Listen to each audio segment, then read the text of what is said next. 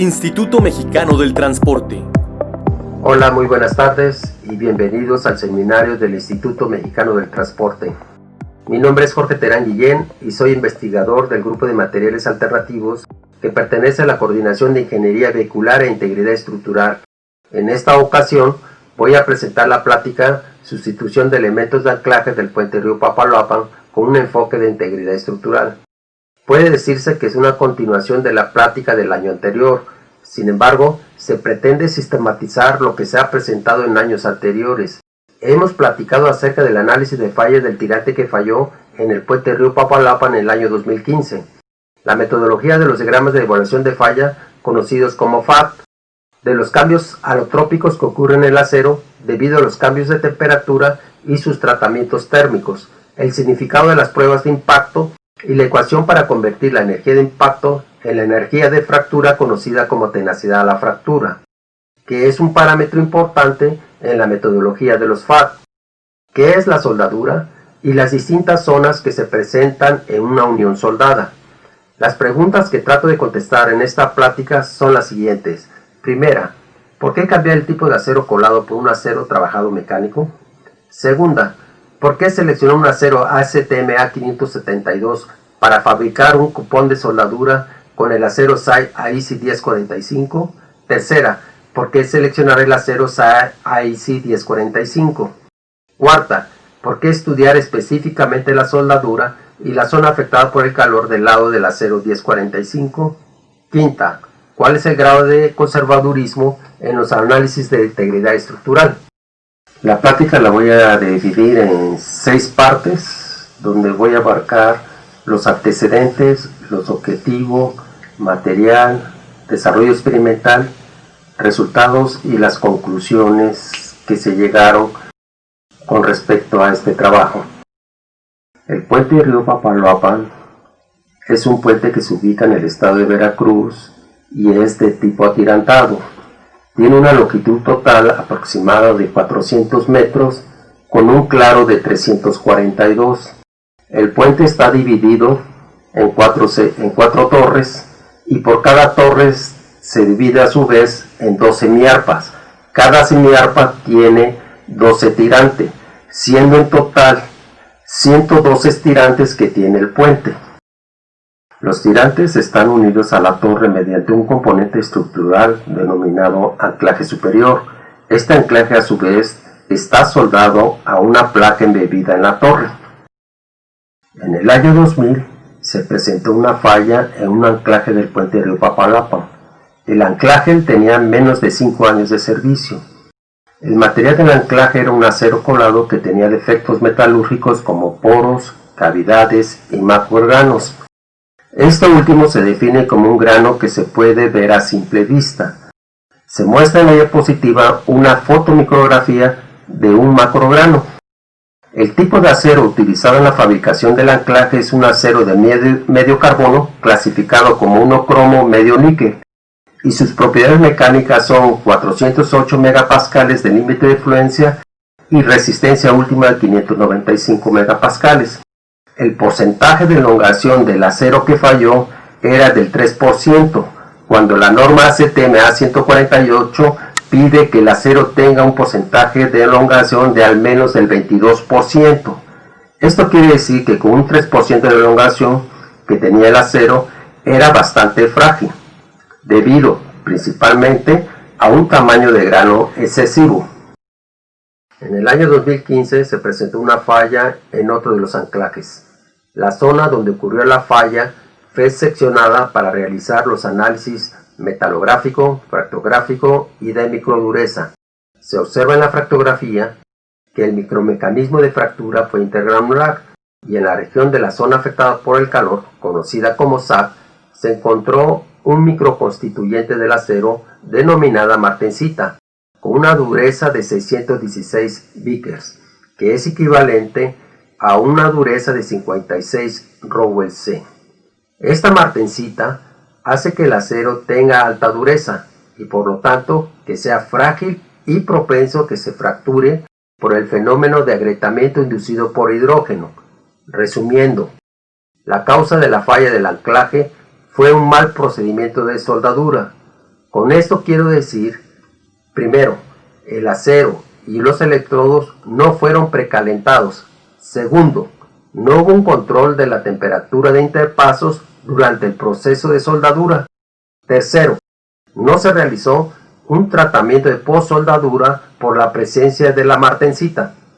Todos estos factores causó el agrietamiento inducido por hidrógeno y la fractura intergranular de la martensita.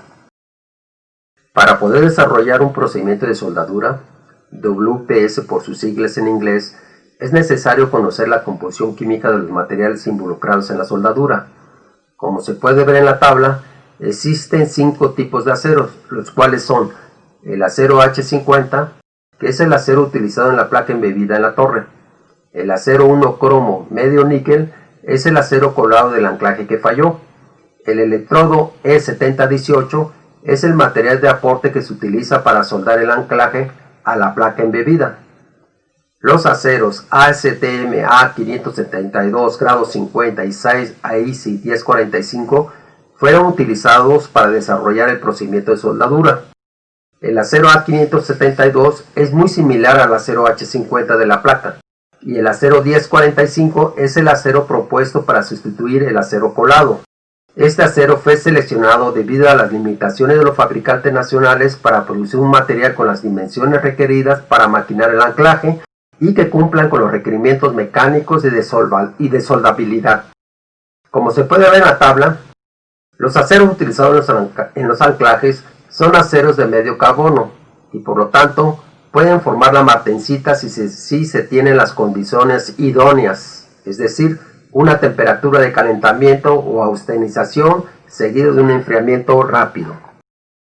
La soldabilidad es un factor importante cuando se quiere soldar un componente estructural, entendiéndose la soldabilidad como la capacidad de un material para ser soldado, es decir, qué tan fácil se puede soldar un material y que cumpla con los requerimientos de diseño.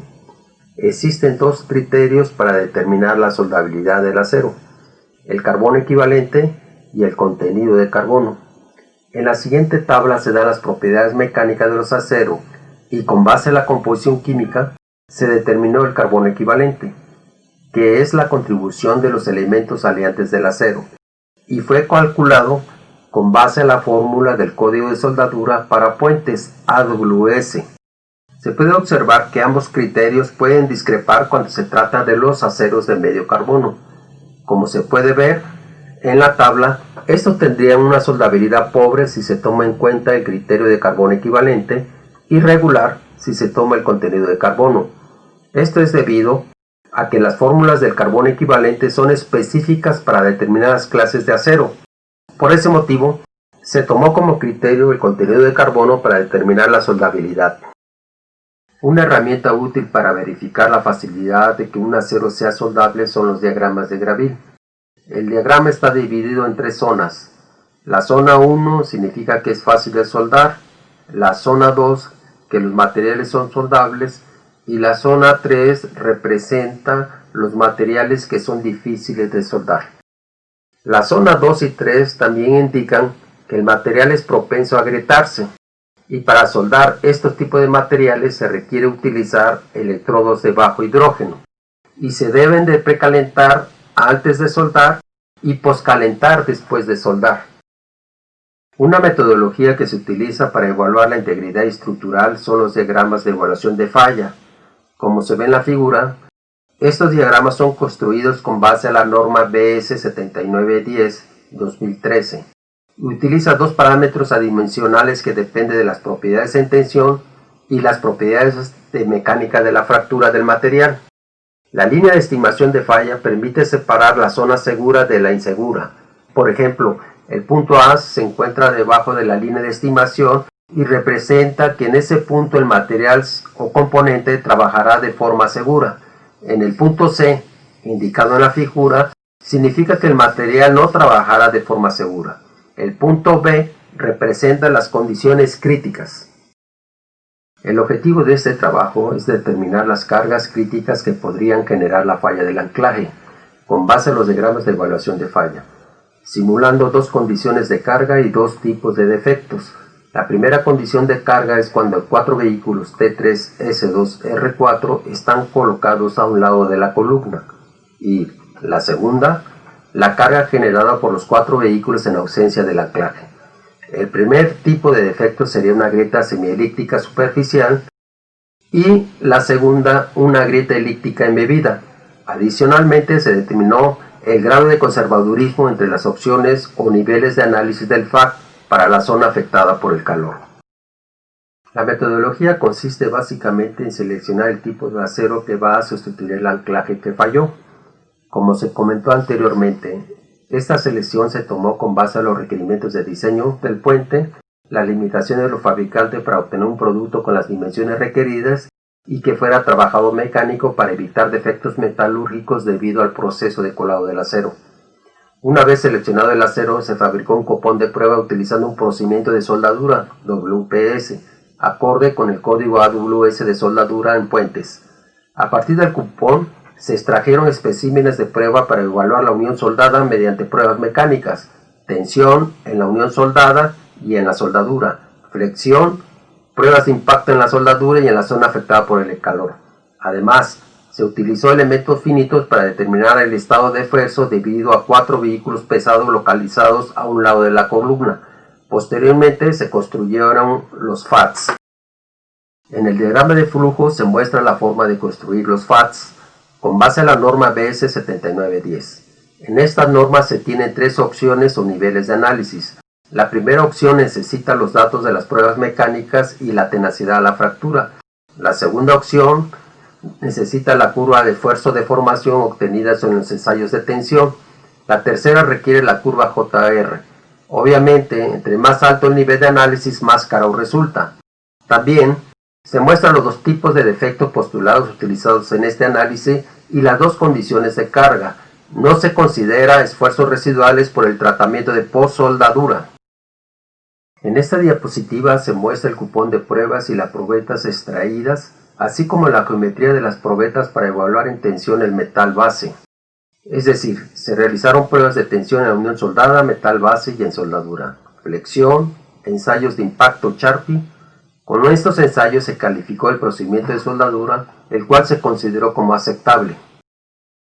En la tabla se dan los resultados de las propiedades mecánicas del electrodo y los metales bases ASTM A572 y SAE AISI 1045. También se muestran las curvas experimentales de esfuerzo de formación.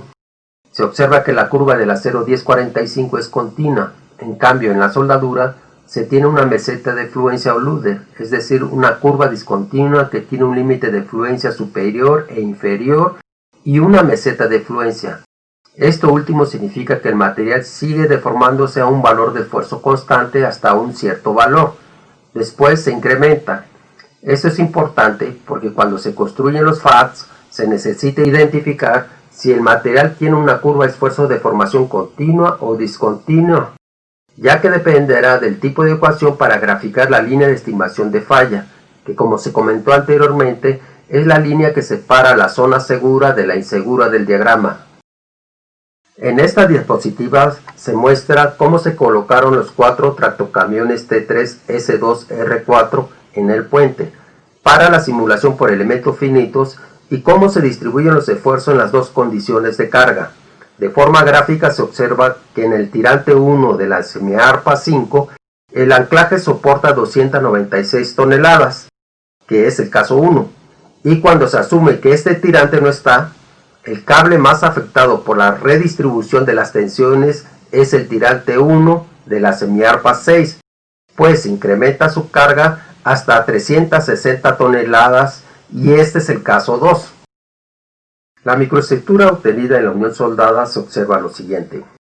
El metal base del acero 1045 es una estructura de ferrita más perlita, donde el microconstituyente de mayor contenido es la perlita. La zona afectada por el calor muestra un tamaño de grano fino y no se observa la presencia de martensita, que tiene la característica de una estructura acicular, es decir, en forma de aguja. En la soldadura hay granos columnares, ferrita acicular y poligonal. Se obtuvo el perfil de microdureza a través de la unión soldada. Se observa que la SAC no rebasa los 260 Vickers. Se confirma que no hay una microestructura de alta dureza como la encontrada en el anclaje que falló en julio de 2015, donde la dureza de la SAC era de 616 vickers. A partir de los valores de energía de las pruebas de impacto, se convirtió a valores de tenacidad de la fractura del material, que se denomina K subíndice MAD. La letra A es la probeta obtenida en la parte inferior del cordón de soldadura, donde la entalla de la probeta se encuentra del lado de la zona afectada por el calor del acero 1045. De la misma forma, la letra B es la probeta obtenida en la parte superior del cordón de soldadura y la letra S representa la probeta obtenida en el centro. En la parte inferior de la diapositiva se muestra una figura de cómo se obtuvieron las probetas Sharpie. Al graficar los resultados de las pruebas de impacto, se observa que la probeta A son las que tienen el menor valor de energía y las probetas S son las que tienen el mayor valor, es decir, son más tenaces. Los diagramas obtenidos para evaluar la soldadura se presentan a continuación. Primero, el diagrama se divide en tres regiones. La región 1, cuando la razón KR entre LR es mayor que 1.1, representa la fractura frágil. La región 2, con una razón de KR entre LR se encuentra entre 1.1 y 0.4, existe la interacción entre fractura y colapso plástico. La región 3, cuando la razón KR entre LR es menor que 0.4, se presenta el colapso plástico. Se utilizan los tres valores de K subíndice MAD, es decir, el máximo, mínimo y promedio, dos tipos de defectos, un defecto superficial y un embebido. Se observa que para el caso 1 de carga, 296 toneladas, que está representado por círculos, y el caso 2, representado por cuadrados, ambos están en la zona segura y en la región 3, lo que quiere decir que fallará por colapso plástico. También se observa el efecto de la tenacidad de la fractura. Entre mayor sea este valor, tenderá hacia colapso plástico, y entre menor valor, la tendencia es hacia la región 2 para una falla que tendría como característica una interacción de fractura y colapso plástico. Para la zona afectada por el calor del acero 1045, se utilizó el mismo criterio para dividir las distintas regiones del diagrama, las mismas condiciones de carga y tenacidad a la fractura. Como se cuenta con la curva de esfuerzo de formación experimental, se empleó dos niveles de análisis, opciones 1 y 2. Se observa que cuando el defecto es una grieta elíptica superficial y la tenacidad a la fractura es mínima, la fractura tenderá a fallar en la región 2. Con los otros valores de tenacidad, la falla sería de colapso plástico. Cuando el defecto es embebido, sin importar los valores de tenacidad y condiciones de carga, la falla estaría en la región 3, es decir, el anclaje fallaría por colapso plástico. También se observa que la diferencia que existe entre la opción 1 y 2 son las condiciones límites, donde la opción 1 muestra que la carga crítica sería menor que en la opción 2. Esto representa el grado de conservadurismo que existe entre las opciones utilizadas. La tabla 6 muestra el factor de reserva resultante, F superíndice L, basado en cada opción de análisis e hipótesis de tenacidad a la fractura y la posición de la fisura. Se considera la carga de servicio antes de la falla en el tirante 1 semiarpa 5, que vienen siendo las 296 toneladas, y después de la falla, con el correspondiente aumento de la carga, 360 toneladas en el tirante 1 semiarpa 6. La tabla incluye el esfuerzo crítico P, subíndice límite, que causaría la falla de la unión soldada, y el valor mínimo de tenacidad a la fractura requerido, K, subíndice MAD lim, para que la ruptura no ocurra bajo la carga de servicio correspondiente. El análisis con la opción 1 en la soldadura se observa que cuando se desprende el anclaje, el factor de reserva disminuye por el incremento de la carga. En relación al esfuerzo crítico, se presenta un incremento del esfuerzo límite y una disminución del K subíndice MAD límite cuando cambia el tipo de defecto de superficial a embebido. En la zona afectada por el calor del acero 1045, se realizó el análisis con la opción 1 y 2. En el caso del tirante T1S5, hay una tendencia a incrementar el factor de reserva, y los esfuerzos críticos al cambiar de la opción 1 a la opción 2 con el mismo tipo de defecto, lo que indica que la opción 2 es menos conservadora que la opción 1. El nivel de conservadurismo de la opción 1 en comparación con la opción 2 varía entre el 7.8 hasta el 12% para un defecto semielíptico superficial y entre el 6.2 y el 15.5% para un defecto incrustado. Las conclusiones de este análisis son: el proceso de soldadura es adecuado porque la metalografía y microdureza no muestran evidencia de la presencia de una microestructura frágil, martensita, que debido al contenido de carbono es propensa a formarse en la zona afectada por el calor. Las pruebas de impacto muestran que la soldadura absorbe más energía que la zona afectada por el calor del material base del acero 1045. De acuerdo a los diagramas de evaluación de falla, la zona afectada por el calor del acero 1045 y la soldadura pueden trabajar de forma segura bajo condiciones típicas de operación del puente, e incluso cuando se desprenda un anclaje. La soldadura es susceptible a fallar por colapso plástico, mientras en la zona afectada por el calor del acero 1045 puede ser susceptible a fallar por una combinación de fractura y colapso plástico. Se observa que el esfuerzo crítico predicho por la opción 1 en la zona afectada por el calor del acero tiende a ser más conservador que la predicha por la opción 2. El grado de conservadurismo de 7.8 al 12% para el defecto superficial y 6.2 al 15.5% para el defecto embebido. Estos resultados muestran que el puente puede operar bajo condiciones seguras siempre y cuando el anclaje sustituido cumpla con las especificaciones del procedimiento de soldadura.